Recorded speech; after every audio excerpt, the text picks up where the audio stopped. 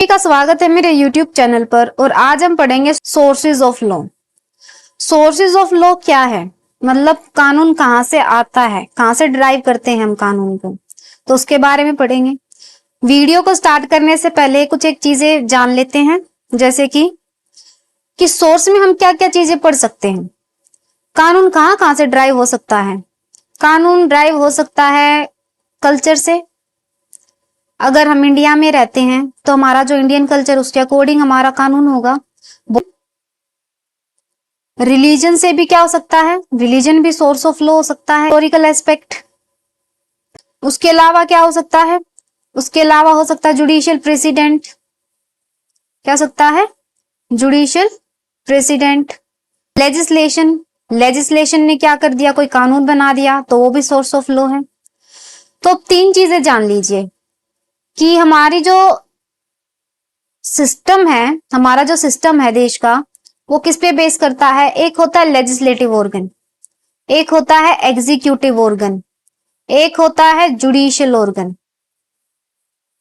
अब जो legislative organ है ये क्या करता है, ये कानून बनाता है। एग्जीक्यूटिव क्या करता है, उसको एनफोर्स करता है, मतलब लागू करता है। और जुडिशियल क्या करता है, उसको इंटरप्रेट करता है। तो अब हम अपनी वीडियो को स्टार्ट करते हैं। Sources of law. First is what is law, कि लॉ है क्या, कानून क्या चीज है। देखिए, एंशिएंट टाइम हो, मेडिवल टाइम हो या फिर मॉडर्न टाइम हो, लॉ हमेशा क्या रहा है, डायनामिक रहा है, मतलब चेंज होते रहा है। टाइम टू टाइम इसको में हमने क्या देखे हैं, चेंजेस देखे हैं। अब कोई चीज जैसे कि अडल्ट्री है, अडल्ट्री पहले क्राइम था, आज क्राइम नहीं है, तो क्या हुआ, ये डायनेमिक चेंज होता है टाइम टू टाइम। LGBT पहले रिकॉग्नाइज नहीं किए गए थे, अब रिकॉग्नाइज्ड हैं। ट्रांसजेंडर पहले एस जेंडर रिकॉग्नाइज नहीं थे, आज रिकॉग्नाइज्ड हैं। तो क्या है, कानून क्या होता रहता है, डायनामिक है, तो चेंज होता रहता है टाइम टू टाइम। क्यों, क्योंकि जो लोग है, जो सोसाइटी है, उसमें क्या होता है, चेंज आता है। तो उस कारण से हमारा जो कानून है वो भी क्या होता है, डायनेमिक होता है। क्या पहले साइबर क्राइम होता था, नहीं, अब होता है, तो उसके लिए एक्ट आया। पहले इंटेलेक्चुअल प्रॉपर्टी राइट्स के लिए कोई प्रॉपर लेजिस्लेशन नहीं थी, आज के टाइम पे है, और उसको और भी इंप्रूव करने की कोशिश की जा रही है। तो what is law, law is a dynamic concept, ये चेंज होता रहता है। तो ये क्यों चेंज होता है, चेंज ये इसीलिए होता है क्योंकि लोगों की जो माइंड सेट है उसमें कोई ना कोई चेंज आता है। सोसाइटी भी हमेशा क्या करती रहती है, डेवलपमेंट करती रहती है, तो उसकी वजह से कानून में भी चेंज आता है। उसके अलावा जो हमारा कानून है वो सिर्फ समय के साथ चेंज नहीं होता, स्टेट टू स्टेट भी चेंज होता है। जैसे कि इंडिया में अलग होगा, पाकिस्तान में अलग होगा, टर्की में अलग होगा, जापान में अलग होगा, चाइना में अलग होगा, USA और UK में अलग होगा। तो क्या है, वो डायनामिक चीजें हैं। उसके अलावा जब कानून बनता है तो कोई ना कोई सुप्रीम अथॉरिटी होती है जो उस कानून को क्या करती है, एनफोर्स करती है, लागू करती है उस देश के अंदर। तो कानून ऐसे थोड़ा है कि किसी भी व्यक्ति ने कोई कानून बना दिया और हम उसको मानने लगेंगे, नहीं। एक सुप्रीम अथॉरिटी होगी जो उसको क्या करेगी, एप्लीकेबल करेगी, बाइंडिंग ऑन पीपल करेगी। तो उसके बाद ही वो क्या आएगा, कानून एनफोर्स में आएगा, उसको माना जाएगा। So law is a dynamic concept. Law क्या है, डायनामिक कॉन्सेप्ट है। It can be defined as a system of rules, regulations and principles that are enforced through social institution. किनके द्वारा इन्फोर्स किया जाता है, through social institutions, to govern behaviour and maintain order within a society. क्या करने के लिए, maintain order within a society. Society को अच्छे तरीके, स्मूथली उसको रन कराने के लिए हमें किसकी जरूरत पड़ती है, कानून की जरूरत पड़ती है। These rules are typically created and enforced by government institution, although the other forms of authority such as religious bodies or international organization may also play a role in shaping legal norms. देखिए, These rules are typically created and enforced by government institution, कि government institution इसे क्या करती है, बनाती है, और दूसरा एनफोर्स करती है। मतलब क्रिएटेड एंड एनफोर्स मतलब लागू करती है। Although the other forms authority, जो अदर फॉर्म्स अथॉरिटी होती हैं, जैसे कि हमारी एडमिनिस्ट्रेटिव बॉडी के पास भी क्या होता है, पावर होती है, पीस बनाए रखने के लिए क्या कर सकते हैं, यूज कर सकते हैं उस पावर का।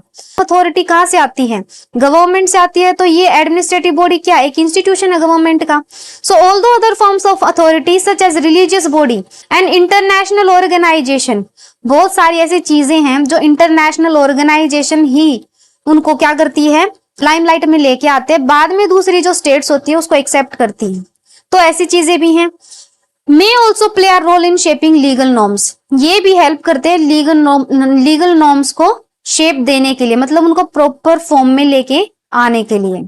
सो पर्पस ऑफ लॉ, कि हमें जरूरत क्यों है लॉ की, प्रमोटिंग जस्टिस प्रमोट करना है भाई हमें, रिजोल्विंग डिस्प्यूट, प्रॉब्लम सोल्व करनी है लोगों की, protecting individual rights and freedom, लोगों के राइट्स और फ्रीडम्स को क्या करना है, प्रोटेक्ट करना है। उसके अलावा एंश्योरिंग सोशल ऑर्डर, अगर कानून नहीं है तो सोसाइटी क्या नहीं हो सकती, सिविलाइज्ड भी नहीं हो सकती। Law term is used in two senses, जो लॉ टर्म है उसको हम दो सेंसेस में यूज करते हैं, एक एब्स्ट्रैक्ट और एक कंक्रीट। अब एब्स्ट्रैक्ट क्या होता है, एब्स्ट्रैक्ट मतलब ये होता है कि हम किसी चीज को इन डेप्थ में एनालाइज करें। So system of law, example law of India, law and justice. Concrete क्या है, स्टैट्यूट्स, एनेक्टमेंट, ऑर्डिनेंस और other exercise of legislative authority, ये सब क्या है, कंक्रीट है। अब नेक्स्ट स्लाइड में हमारे पास है sources of law broadly used in two senses. अभी हमने लॉ टर्म के बारे में पढ़ा था जो एब्स्ट्रैक्ट और कंक्रीट था। अब हम सोर्सेज के बारे में बात कर रहे हैं। किसके बारे में बात कर रहे हैं अभी हम, सोर्सेज के बारे में। तो ध्यान रखना कि वो जो था वो लॉ टर्म के सेंसेस थे, अब हम सोर्सेज ऑफ लॉ की बात कर रहे हैं। सो दो सेंसेस होंगे, एक है लॉ मेड बाय सोवरेन और state and second is causes of law. अभी मैंने आपको स्टार्टिंग में ही बताया था कि कोई भी कानून है तो क्या है, वो कैसे बनता है, उसके लिए स्टेट क्या करेगी। अभी हमारा देश जो है वो एक स्टेट है, तो हमारे स्टेट के अंदर क्या है, इलेक्टेड बॉडी होती है, जो उसको हम क्या बोलते हैं, गवर्नमेंट। अब ये जो गवर्नमेंट है ये किसके द्वारा चूज की जाती है, ये पीपल के द्वारा चूज की जाती है। किसके द्वारा चूज की जाती है, पीपल के द्वारा। पीपल कौन होते हैं, सिटीजन ऑफ दैट नेशन। अब हमारे देश के अंदर हम ही वोट करेंगे या कोई और वोट करेगा, हम ही करेंगे। सो पीपल क्या करते हैं, वोट करते हैं और गवर्नमेंट को इलेक्ट करते हैं। गवर्नमेंट क्या काम करती है, गवर्नमेंट लॉ बनाती है। क्या करती है, लॉ बनाती है। गवर्नमेंट है वही क्या है, सोवरेन है। So law made bye sovereign और स्टेट, लॉ किसके द्वारा बनाया जाएगा, स्टेट के द्वारा बना जाएगा। ये जो स्टेट है यही सोवरेन है और ये कैसे फंक्शन करती है, गवर्नमेंट के थ्रू का फंक्शन करती है। तो गवर्नमेंट जो है वो अथॉरिटी में है और जब गवर्नमेंट कानून बनाएगी तो उसे हम क्या बोलेंगे, लॉ मेड बाय सोवरेन और स्टेट, कि जो स्टेट ने कानून बना दिया। Law drives it validity from sovereign and state, जब स्टेट इसको रिकॉग्नाइज करती है तभी वो कानून क्या होता है, वैलिड होता है। अगर स्टेट इसको रिकॉग्नाइज नहीं करेगी तो कानून वैलिड नहीं होगा। नेक्स्ट है causes of law, content of matter of which law is composed. अगर कोई भी सोसाइटी है तो हर सोसाइटी के अंदर इश्यूज आते हैं, हमें वो इश्यूज क्या हो सकते हैं, रिजोल्व करने होते हैं। अब उन इश्यूज को रिजोल्व करने के लिए हमें किस किस चीज की जरूरत पड़ती है, हमें लॉ की जरूरत पड़ती है। जैसे कि ट्रिपल तलाक, ट्रिपल तलाक एक इश्यू था और ये जो ट्रिपल तलाक एक इश्यू था ये किसका था, मुस्लिम विमेंस का ये एक इश्यू था।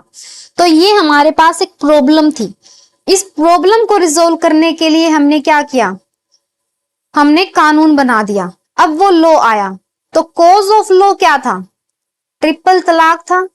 तो किसी ना किसी प्रॉब्लम की वजह से जब हम कोई कानून बनाते हैं, कंटेंट को कंपोज करते हैं, तो उससे भी एक कानून बनता है। तो source of law broadly be in two senses, या तो स्टेट कानून बना दे या फिर दूसरा भी स्टेट ही कानून बनाएगी, लेकिन कोई प्रॉब्लम, कोई इश्यू अराइज हो और उसके बाद उसी इश्यू को कंसीडर करके स्टेट क्या कर दे, कानून बनाए। तो ये दो सोर्सेज ऑफ लॉ हो गए। नेक्स्ट स्लाइड है हमारे पास, अभी हम कुछ प्रोमिनेंट जूरिस्ट के बारे में पढ़ेंगे। Doctor C.K. Elon, doctor C.K. Elon साहब बोलते हैं, the true sources of law are agencies through which the rules of conduct acquire the character of law. Because of their certainty, uniformity and binding force. देखिए इसमें 3 words आपको ये learn करने हैं, certainty, uniformity and binding force. अब source क्या है? Source of law are agencies. कि सोर्स ऑफ लॉ क्या है? एजेंसीज हैं। और कानून क्या है? Which the rule of conduct acquire the character of law.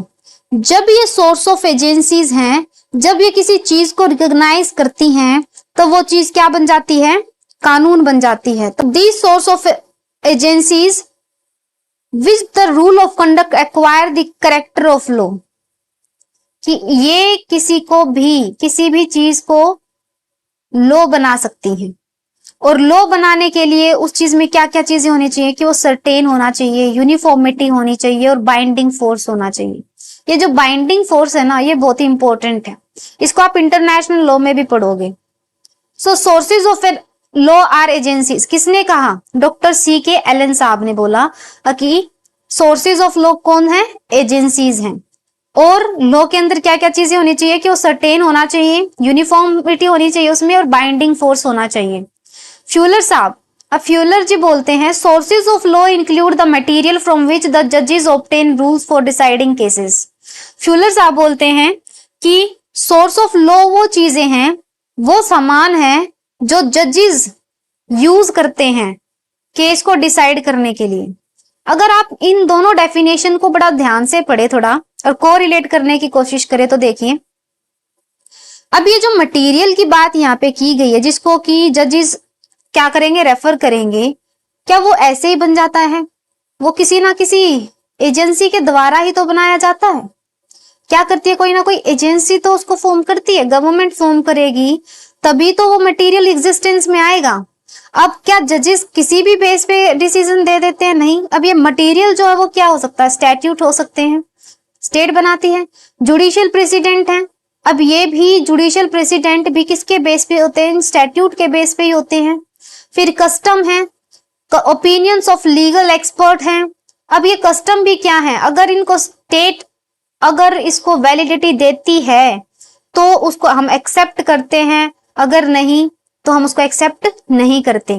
जैसे कि सती सिस्टम, इसको क्या कर दिया गया? एबोलिश कर दिया गया। लोग तो कई बोलते हैं कि हमारा कस्टम है, आप इसको एबोलिश नहीं कर सकते, लेकिन उसको कर दिया। क्यों? कॉन्स्टिट्यूशन में जो हमारे फंडामेंटल राइट्स हैं उनको वायलेट करते हैं, तो इस रीजन से उनको क्या कर दिया? एबोलिश कर दिया गया।